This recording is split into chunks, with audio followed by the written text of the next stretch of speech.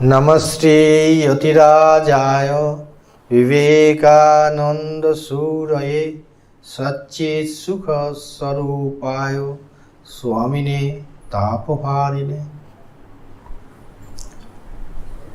সর্বপ্রথমে আমার আনত ভূমি ভক্তিপূর্ণ প্রণাম জানাই শ্রী শ্রী ঠাকুর, শ্রী মা এবং স্বামীজি মহারাজের রাতুল চরণে।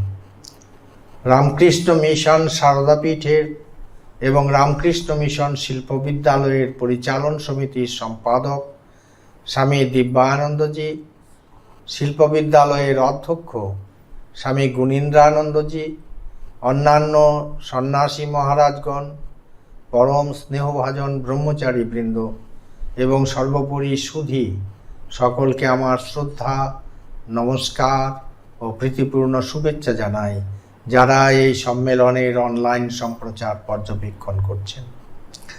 আমরা অত্যন্ত আপ্লুত, আনন্দিত ও গর্বিত বোধ করছি যে সময়ের আবর্তনে রামকৃষ্ণ মিশন শিল্প বিদ্যালয় 100 বছর পূর্ণ করেছে। বর্ষব্যাপী শতবর্ষ পূর্তি হিসেবে বিভিন্ন অনুষ্ঠানের আয়োজন করা হবে। আজ তার প্রারম্ভিক সভায় শ্রদ্ধেয় স্বামী দিব্যানন্দজি মহারাজ আমাকে কিছু বলবার জন্য অনুরোধ জানিয়েছেন। সেই জন্য ওকে প্রণাম, কৃতজ্ঞতা এবং ধন্যবাদ জানাই। আজ দেবীপক্ষের তৃতীয়া তিথি, মহালয়ার পর থেকে এই দুর্গাপূজার বাতাবরণ শুরু হয়ে গেছে। এই শুভ লগ্নে রামকৃষ্ণ মিশন শিল্প বিদ্যালয়ের শতবর্ষ উদযাপন অনুষ্ঠান শুরু হচ্ছে। এই সংবাদটি আমাদের কাছে অত্যন্ত আনন্দের এবং গৌরবের। এই প্রেক্ষাপটে রামকৃষ্ণ মিশনের এই শুভ উদ্যোগ, রামকৃষ্ণ মিশন শিল্প বিদ্যালয়টি শতবর্ষ পূর্বে তার যাত্রা শুরু করে। প্রশ্ন জাগে, কৌতূহল হয়, দশনামী সাধু সম্প্রদায়ের অন্তর্ভুক্ত রামকৃষ্ণ মঠ ও রামকৃষ্ণ মিশন কেন শিল্প বিদ্যালয় প্রতিষ্ঠা করলেন? উত্তরটি হচ্ছে, স্বামী বিবেকানন্দ বলেছিলেন, monks should do industrial and technological teaching. তিনি অধুনা ঝাড়খণ্ডের অন্তর্গত হাজারিবাগ অঞ্চলটিকে চিহ্নিত করেছিলেন একটি আদর্শ ইন্ডাস্ট্রিয়াল ইনস্টিটিউট গড়ে তোলার জন্য। স্বামীজি সপ্তর্ষি মণ্ডলের অন্যতম ঋষি, আংশিক শিবা অবতার। স্বামীজির ভবিষ্যৎ দর্শন অভ্রান্ত। তাই আমরা নিশ্চিত সেখানে অর্থাৎ হাজারিবাগে একটি বৃহৎ কারিগরি ও প্রযুক্তির পীঠস্থান ভবিষ্যতে নির্মিত হবে। স্বামীজির এই স্বপ্নকে বাস্তবায়িত করলেন বেলুড় মঠের সন্ন্যাসী ও ব্রহ্মচারী বৃন্দ। তৈরি হলো ইন্ডাস্ট্রিয়াল স্কুল। সালটা ছিল 1921। শতবর্ষ পরেও আজ সেই শিল্প বিদ্যালয় এই রাজ্যের একটি স্বনামধন্য কারিগরি বিদ্যালয় হিসেবে উন্নত মস্তকে দাঁড়িয়ে আছে। স্বামীজির স্বপ্ন সার্থক। আমি নিশ্চিত এই শতবর্ষ পূর্তি অনুষ্ঠানে স্বামীজি বিদ্যালয়টিকে আশীর্বাদ করছেন। স্বামী বিবেকানন্দ স্বপ্ন দেখেছিলেন, কোট নূতন ভারত বেরুক, বেরুক লাঙল ধরে চাষার কুটির ভেদ করে, জেলে মালা মুচি মেথরের ঝুপড়ির মধ্য থেকে, বেরুক মুদির দোকান থেকে, বুনাওয়ালার উনুনের পাশ থেকে, বেরুক কারখানা থেকে, হাট থেকে, বাজার থেকে, বেরুক ঝোড় জঙ্গল পাহাড় পর্বত থেকে। আনকোট। 19 শতকের অন্যান্য মনীষীদের মতোই স্বামীজিও বুঝতে পেরেছিলেন যে প্রাক ব্রিটিশ পর্বের উৎপাদক দেশ ভারতবর্ষ যুগ উপযোগী কারিগরি দক্ষতার অভাবে পিছিয়ে পড়েছে। দেশীয় উৎপাদন ও শিল্পের উপর বহু মানুষের আয় এবং জাতির উন্নতি নির্ভর করছে। যদি ভারতকে দারিদ্র দূর করে সমৃদ্ধ জাতি হিসেবে উঠে আসতে হয়, তবে পাশ্চাত্যের বিজ্ঞান প্রযুক্তি শিখে দেশের পার্থিব সম্পদের উন্নয়ন করতে হবে। স্বামীজি বুঝেছিলেন যে কারিগরি ও প্রযুক্তির উৎকর্ষ লাভের মাধ্যমে এই দেশের উন্নতি সম্ভব। কিন্তু এই কারিগরি ও প্রযুক্তির ক্ষেত্রে উৎকর্ষতা আসবে কোথা থেকে? তার জন্য প্রয়োজন দেশের নিজস্ব কারিগরি শিক্ষা বা শিল্প বিদ্যালয়।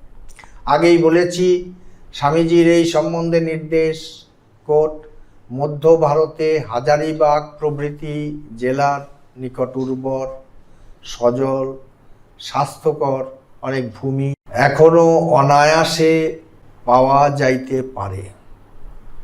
ওই প্রদেশে এক ভূমিখণ্ড লইয়া তাহার উপর একটি বৃহৎ শিল্প বিদ্যালয় ও ধীরে ধীরে কারখানা ইত্যাদি খুলিতে হইবে। অন্যাগমে নূতন পথ যেমন আবিষ্কৃত হইতে থাকিবে, লোক তেমনি উক্ত উপনিবেশে আসিতে থাকিবে। তখন তাহাদিগকে যে প্রকারে গঠিত করিবে সে প্রকারেই গঠিত হইবে। স্বামী বিবেকানন্দ ও শ্রী শ্রী রামকৃষ্ণ সংঘ প্রবন্ধে সরলাবালা সরকার লিখেছেন, আমি উদ্ধৃতি দিয়ে বলছি, কোট, এই শিল্প বিদ্যালয় ও কারখানা প্রতিষ্ঠার কথা স্বামীজি বারবার উল্লেখ করিয়াছেন। লোকের অন্নাভাব দূর করা সর্বপ্রথম কর্তব্য এবং তারপর তাহাদের গড়িয়া লইতে হইবে নূতনভাবে। যেখানে এখনো মানুষের ভিতর আদিম সরলতা রহিয়াছে এবং যেখানে জমি উর্বর ও আবহাওয়া স্বাস্থ্যকর, সেইরূপ স্থানই স্বামীজি উপনিবেশের যোগ্য স্থান বলিয়া মনে করিয়াছিলেন। হয়তো এই সংকল্প তাহার মনে উদয় হইবার সঙ্গে সঙ্গেই কাজও আরম্ভ করিয়া দিতেন, কিন্তু তখন সবে বেলুড় মঠের জমি কেনা হইয়াছে, হাতে একেবারেই অর্থ নাই এবং স্বাস্থ্য ভাঙিয়া পড়িয়াছে, তাই আর তাহার সে সংকল্প কার্যে পরিণত করা হইল না। আনকোট। স্বামীজি প্রত্যক্ষত শিল্প বিদ্যালয় স্থাপন করেননি বটে, কিন্তু তার বীজ বপন করে গিয়েছিলেন। রামকৃষ্ণ মঠের নিয়মাবলী তৈরির সময়ে তিনি নির্দেশ দিয়েছিলেন বেলুড় মঠে একটি পূর্ণ টেকনিক্যাল ইনস্টিটিউট তৈরি করবার জন্য। আবার রামকৃষ্ণ মিশনের পত্তন করে স্বামীজি মিশনের যে কার্যপ্রণালী নির্দেশ করেন তার মধ্যে অন্যতম ছিল শিল্প ও শ্রম উপজীবিকার উৎসাহবর্ধন। এই কার্যপ্রণালীর বিস্তৃততর ব্যাখ্যা করা হয়েছিল রামকৃষ্ণ মিশনের মেমোরেন্ডাম অফ অ্যাসোসিয়েশনে। তাতে স্পষ্টভাবে বলা হয়েছিল যে কারিগরি শিক্ষাদান এবং তার বিস্তার ঘটানো রামকৃষ্ণ মিশনের অন্যতম উদ্দেশ্য। আশ্চর্যভাবে দেখা গেছে পরবর্তীকালে ভারতীয় অর্থ ব্যবস্থার নীতি নির্ধারণেও একই সুরে কারিগরি শিক্ষার গুরুত্বের কথা বলা হয়েছে। একটি ভারতীয় শিল্প বিদ্যালয় তার স্বপ্ন হয়ে ওঠে। এই কাজে তিনি সর্বপ্রথম উদ্যোগ নিয়েছিলেন তার আপন ভাই মহেন্দ্রনাথ দত্তকে দিয়ে। শিকাগোতে একটি নৈশভোজে স্বামীজির সঙ্গে পরিচয় হয়েছিল বৈজ্ঞানিক লর্ড কেলভিন এবং প্রযুক্তিবিদ এলিসা গ্রের। বিদ্যুৎ সংক্রান্ত তাদের অভাবনীয় উদ্ভাবন স্বামীজিকে উৎসাহিত করেছিল। তারপর নিকোলা টেসলা এবং টমাস এডিসনের সংস্পর্শে এসে তিনি বৈদ্যুতিন প্রযুক্তির বিপুল সম্ভাবনার কথা ভেবে পুলকিত হয়েছিলেন। ফলে ভারতে বৈদ্যুতিন কারিগরি শিক্ষা প্রসারের দিকে তার ঝোঁক হয়েছিল। তাই যখন তার ভাই মহেন্দ্রনাথ দত্ত আইন পড়ার জন্য বিলেতে এলেন, স্বামীজি তাকে শিল্প প্রযুক্তির শিক্ষা নিতে উৎসাহিত করেন। মহেন্দ্রনাথ জানিয়েছেন, স্বামীজির এই সময়ে বিদ্যুতের উপর বড় আস্থা ছিল। আমেরিকাতে বৈদ্যুতিক কলকবজা ও নানা প্রক্রিয়া লক্ষ্য করিয়া তিনি আশ্চর্যান্বিত হইয়াছিলেন। তাহার তখন ইচ্ছা ছিল যে ভারতীয়গণ আমেরিকার ইলেকট্রিসিটি শিক্ষা করিয়া ভারতবর্ষে বৈদ্যুতিক কাজকর্ম চলিলে দেশের বহু কল্যাণ হইবে। ইহাই ছিল তাহার মনের দৃঢ় বিশ্বাস। স্বামীজি দেশে ফিরে এসে প্রিয়নাথ সিংহকে বলেছিলেন, কোট, কতগুলি অবিবাহিত গ্র্যাজুয়েট পাই তো জাপানে পাঠাই, যাতে তারা সেখানে কারিগরি শিক্ষা পেয়ে আসে, টেকনিক্যাল এডুকেশন পেয়ে আসে। যদি এরূপ চেষ্টা করা যায় তাহলে বেশ হয়। একটু টেকনিক্যাল এডুকেশন পেলে লোকগুলো কিছু করে খেতে পারবে, চাকরি করে আর চেঁচাবে না। স্বামীজির স্বপ্নকে রূপায়িত করতে সর্বপ্রথম এগিয়ে আসেন তার গুরু ভাই স্বামী অখণ্ডানন্দজি মহারাজ। তিনি 1899 সালে মুর্শিদাবাদের ভাপ্তায় পরে আশ্রম নিকটবর্তী সারগাছি গ্রামে স্থানান্তরিত হয় সেই বিদ্যালয়টি। তিনি একটি অবৈতনিক বিদ্যালয় স্থাপন করলেন। গ্রামের ছুতোর এবং তাঁতিরা জন্মগত পেশা ছেড়ে চাষ করছে দেখে তিনি তাদের বংশগত পেশায় প্রশিক্ষণের জন্য একটি শিল্প বিদ্যালয় স্থাপন করেছিলেন। গ্রামের গৃহবধূদের চরকা দেওয়া হয়েছিল। আশ্রমে উৎপাদিত কার্পাস তুলো তাদের দেওয়া হতো সুতো কাটার জন্য। অখণ্ডানন্দজি নিজে গামছা বুনতেন এবং দেশের অভাব দূর করবার জন্য শ্রীরামকৃষ্ণের কাছে প্রার্থনা করতেন। ভারতের অর্থনৈতিক স্বনির্ভরতার এই পন্থা অনেক পরে গান্ধীজি জাতীয় কার্যক্রমে পরিণত করেন। স্বামীজি বেলুর মঠে যে একটি পূর্ণ টেকনিক্যাল ইনস্টিটিউট তৈরি করার স্বপ্ন দেখেছিলেন, বেলুরের রামকৃষ্ণ মিশন শিল্প বিদ্যালয়ে এই প্রচেষ্টার প্রথম সুসংগঠিত পরিণতি। স্বামীজির বহুজন সুখায় বহুজন হিতায় মহতী ইচ্ছাকে রূপ দিতে স্বামী ব্রহ্মানন্দজি মহারাজ এবং স্বামী শিবানন্দজি মহারাজ 1921 সালে বেলুর মঠে রামকৃষ্ণ মিশন ইন্ডাস্ট্রিয়াল স্কুল ও হোম নামে এই কারিগরি শিক্ষা কেন্দ্র চালু করেন। এটি দেশের অন্যতম প্রাচীন একটি শিল্প বিদ্যালয়। সেখানে স্থানীয় দরিদ্র ছেলেদের স্পিনিং, উইভিং, টেলারিং, কার্পেন্ট্রি শিক্ষা দেওয়ার ব্যবস্থা হয়। কারিগরি শিক্ষার সাথে ইতিহাস, ভূগোল, সাধারণ জ্ঞান, ভারতীয় ধর্ম সংস্কৃতি, চরিত্র গঠন প্রভৃতি শিক্ষা দেওয়া হতে থাকে। 1930 সালে রিপোর্টে পাওয়া যায়, মিস জোসেফাইন ম্যাকলাউড শিল্প বিদ্যালয়টি পরিদর্শন করে লিখেছেন, coat, I visited the Ramakrishna Mission Industrial School of Belur, Howrah, and feel that the joyous, active lives of the orphans there are owing to the quality of the founders, whose very lives are dedicated to the uplifting of their young charges, who respond in full measure.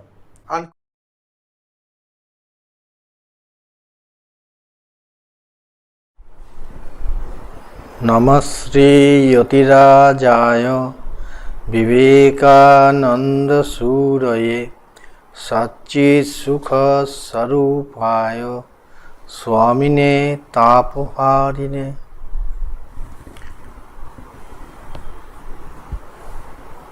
Swami Atmapriyanandaji, Pro-Chancellor of the esteemed Ramakrishna Mission Vivekananda Educational and Research Institute, R.K. Mberi. Swami Sarvottomanandaji, the Vice Chancellor.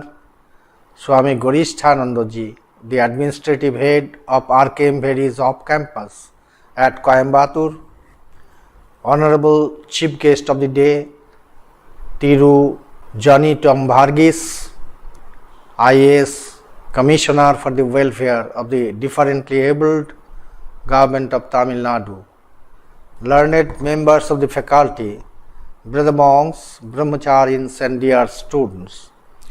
It's a matter of great joy that the 16th convocation ceremony for the students of the Coimbatore off-campus of R.K. Mberi is being held in blended mode today. We are proud to see Swamiji's dream getting transformed into reality in our Coimbatore off-campus of R.K. Mberi, especially in the arena of special education. This off-campus is running faculties for differently abled persons.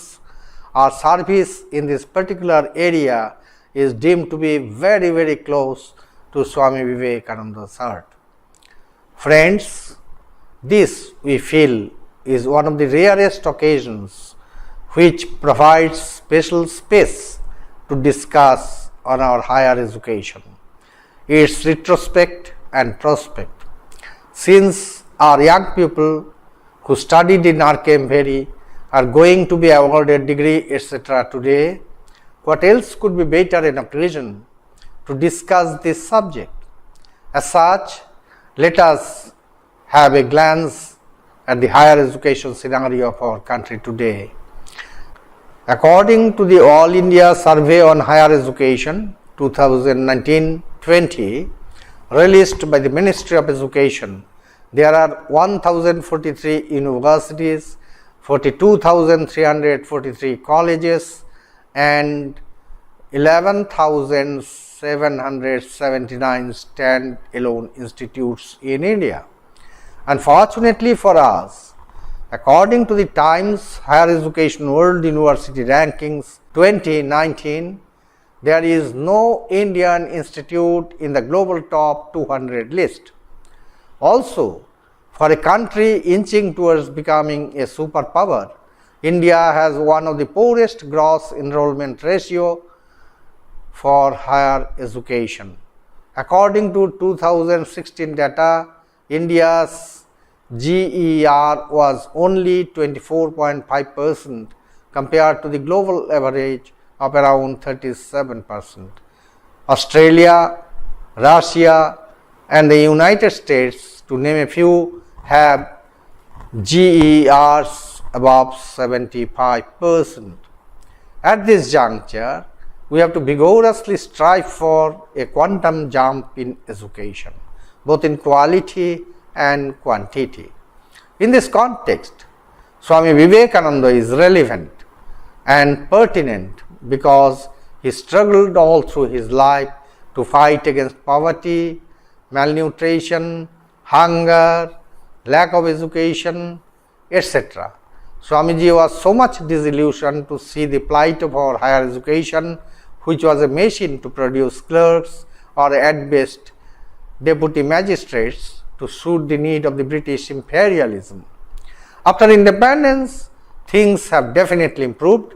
The statistics that I mentioned is enough a testimony that we are marching onwards. But unfortunately, even when the country is agog with the Platinum Jubilee celebration of our independence, we are struggling to keep pace with the first world countries so far as our higher education is concerned. The value system of our national fabric has been exiled. We have not done enough to improve the lot of our differently abled children, men and women. Here in Coimbatore, we have made just a humble beginning. All kudos to R.K. Bheri. Our R.K. Bheri, the deemed to be university, offers multifarious, non-conventional disciplines and faculties, and it deserves a very, very distinguished and special status in the higher education scenario today. Look what Swami Vivekananda has to say in this regard. I quote, "The education which doesn't help the common mass of people to equip themselves for the struggle for life, which doesn't bring out strength of character, a spirit of philanthropy, and the courage of a lion, is it worth the name?" Unquote. In this context, a few points bother me time and again. These are this. Number one, how can the higher education in India excel and prosper unless it is well backed by a quality universal school education? Number two, the academic performance indicators of students, teachers, and institutions are to be deeply thought of, reflected upon, popularized, and take into account the cultural and spiritual background of the nation. Have we been able to develop such comprehensive indicators as yet? 3. I would say last but not the least, employability is no doubt a national concern today. To what extent are our graduates coming out from our colleges and universities year after year employable? What can be done to equip them with both soft skills and domain-specific skills? Having said this, please allow me to turn my attention to those fortunate few who will get their degrees in this convocation. Students and scholars, all of you, the successful graduates and postgraduates, you are blessed because you are getting your degrees from Ramakrishna Mission Vivekananda Educational and Research Institute, the genesis of which was visualized by none other than Swami Vivekananda himself 121 years back. Dear students, You are the privileged few today. I take this opportunity to congratulate all of you on your success and on getting degrees from this great institute.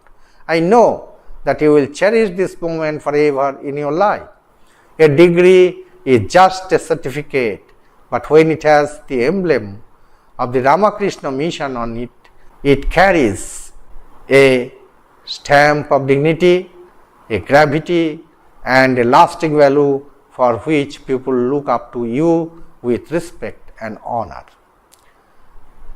Swamiji called upon the youth to dedicate their lives for the cause of the country. We need people today with impeccable integrity. As such, what we want today is integrity and character. Swami Vivekananda said, I quote, "If money is lost, nothing lost. If health is lost, something lost. But if character is lost, everything is lost." Unquote. Let me tell you a story. There was a carpenter in Japan who worked for a home builder company. After working for quite a number of years, he expressed his desire to retire from his job. The company requested him to complete one last house before retirement. The disinterested carpenter worked half-heartedly in the project using substandard materials and workmanship. An ordinary low-quality house was constructed. Day before his retirement, as a token of gratitude towards his long-standing service, the company presented him the final house built by himself. The carpenter understood that it was due to his self-seeking approach that the home he built was substandard. As an ill luck would have it, this heavily built home was allotted to him and he had to stay in there. What a sweet revenge of nature indeed. So it is with us today. Life is a healthy and precious game, and we must play it safely. If we do not live the life, our shabby habits and selfish nature will boomerang on us. The ball will fire back. Life is a DIY project, do it yourself project. This is why Vivekananda said, I again quote, "As you sow, so shall you reap." Unquote. He again said, "You are because you wanted to be." We are in deep slumber, so let's turn towards our Upanishads and try to hear the great Upanishadic call. Uttishtato jagrato prapyavarani bodhato. Arise, awake and stop not till the goal is reached. I am sure all of you will be crowned with great success in future. Use your success for welfare of others and good of all. Before I wrap up, I would like to congratulate Swami Atmapriyanandaji, but for whose efforts and imagination, maybe this deemed to be university would have remained a myth. Swami Vivekananda chose the Swami as his instrument, gave him the fire and zeal, which is why this deemed to be university is ranked just after Indian Institute of Science, IISc, Bengaluru, in all India rankings, and that too within a span of 12 years. A great achievement indeed. Swami Atmapriyanandaji deserves a big hand from all of us here. May the Almighty bless him. In fine, let me conclude my talk with an excerpt from the poem Manadil Urudi Bendum, meaning be sure to keep that in mind, by Mahakavi Subramanya Bharati, which aptly describes the summum bonum of education in the following inspiring words. Let our minds be firm, let our words be sweet, let our thoughts be noble, let us attain what are dear to us, let our dreams come true. We say, let it happen, at least at the sacred campus of Coimbatore. As Chancellor of our Cambheri, I have the occasion to extend my best wishes to all of you. I sincerely pray to Swami Vivekananda to bless you with all that is best. Thank you so very much.